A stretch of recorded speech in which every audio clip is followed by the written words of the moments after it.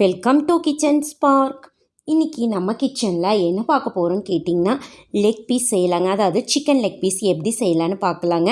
Chicken leg piece பார்த்திங்கன்னா எண்ணெயில் போட்டோன்னா மசாலெல்லாம் பிரிஞ்சிடாமல் நல்லா கலர்ஃபுல்லாக செய்யலாங்க. நாம் இன்றைக்கி அது எப்படி செய்யலான்னு பார்க்கலாங்க. அதை பார்க்குறதுக்கு முன்னாடி இன்னும் நீங்கள் நம்ம சேனலை சப்ஸ்கிரைப் பண்ணாமல் பார்த்துட்டு இருந்தீங்கன்னா சப்ஸ்கிரைப் பண்ணிடுங்க. அப்படியே பக்கத்தில் இருக்கிற பெல் ஐக்கானை கிளிக் பண்ணிடுங்க. அப்போ தான் நம்ம போடுற வீடியோஸ் எல்லாமே உங்களுக்கு உடனுக்குடனே நோட்டிஃபிகேஷனில் வருங்க.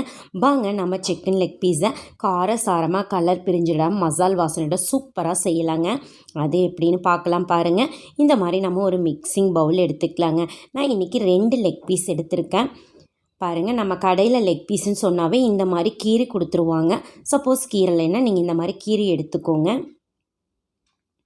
ஏன்னு கேட்டிங்கன்னா மசாலாவில் உள்ளே போய் அப்போ தான் உங்களுக்கு நல்ல டேஸ்ட்டு கொடுக்கும்.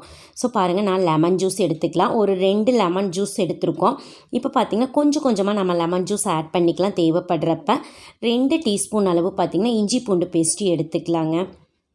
பாருங்கள், நெக்ஸ்ட்டு பார்த்திங்கன்னா 2 டீஸ்பூன் அளவு கரம் மசாலா எடுத்துக்கலாங்க. ஹோம்மேடு கரம் மசாலா நம்மளோட சேனலில் இருக்குது. கரம் மசாலா எப்படி செய்கிறதுங்கிறத பாருங்கள். இப்போ நம்ம அதுவும் எடுத்தாச்சு. நெக்ஸ்ட்டு பார்த்திங்கன்னா மல்லித்தூள் எடுத்துக்கலாங்க.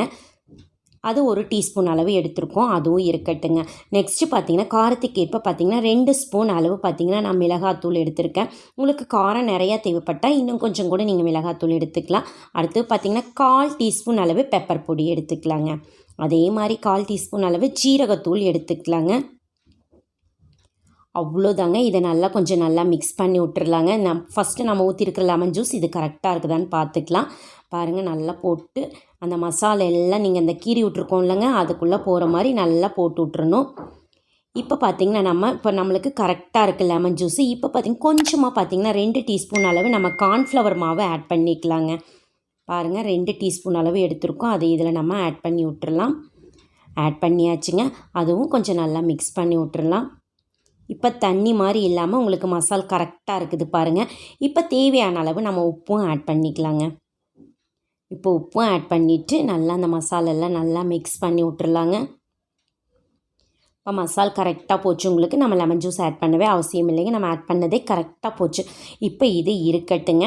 இது பார்த்திங்கன்னா எவ்வளோ நேரம் ஊற வைக்கிறோமோ அவ்வளோ டேஸ்ட்டு கொடுக்குங்க. ஸோ 1 ஹவர் ஊறட்டுங்க. மேக்ஸிமம் 1 ஹவர் ஊறிச்சுன்னா நல்ல டேஸ்ட்டு கொடுக்கும். ஸோ 1 மணி நேரம் ஊறட்டுங்க. பார்க்கலாம் 1 ஹவர் கழிச்சு. பாருங்கள், 1 ஹவர் ஆயிடுச்சுங்க. நல்லா ஊறி வந்துருச்சு. மசாலா எல்லாமே நல்லா இந்த லெக் பீஸில் பிடிச்சி வந்துருச்சு பாருங்கள். இப்போ நம்மளுக்கு இது ஓகேங்க. இப்போ இந்த லெக் பீஸ் நம்ம ஊற வச்சது ஓகே எடுத்து இருக்கட்டுங்க.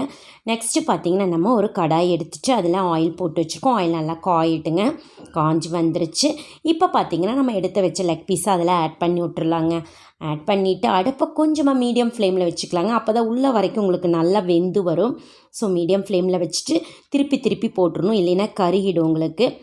பாருங்கள், இப்போ நம்ம மசால் போட்டிருக்கோம்லங்க, ஒரு கொஞ்சம் கூட பிரிஞ்சிடாமல் எண்ணெய் கலர் சேஞ்ச் ஆகாமல் அப்படியே இருக்குது பாருங்கள். ஸோ பிரிஞ்சிடாமல் இருந்தால் தான் உங்களுக்கு லெக் பீஸும் கலராக இருக்கும், காரசாரமாகவும் இருக்கும். பாருங்கள், நம்ம போட்ட மசால் கரெக்டாக கொஞ்சம் கூட பிரிஞ்சிடாமல் எண்ணெய் கலர் சேஞ்ச் ஆகாமையே இருக்குது. ஸோ இது கரெக்டான பதமாக இருக்குது பாருங்கள்.